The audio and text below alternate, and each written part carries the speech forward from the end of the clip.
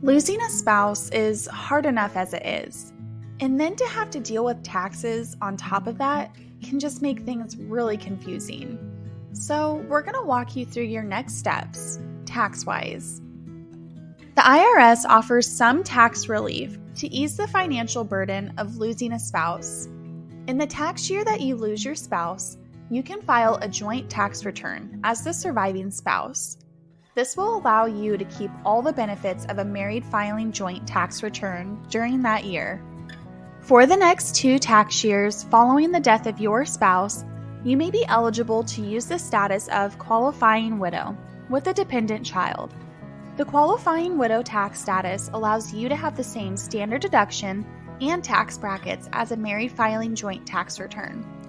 This special filing status helps widows and widowers that qualify by providing a 2-year transition period to their new tax status. In order to claim the qualifying widow tax status, the following rules must apply to you.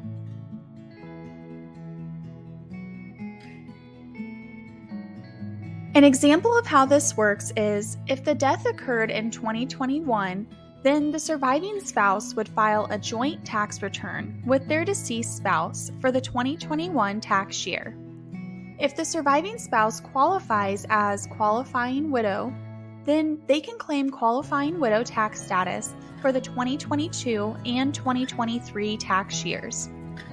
For the 2024 tax year, the surviving spouse will need to use another filing status, such as single, head of household, or married, depending on their current circumstances.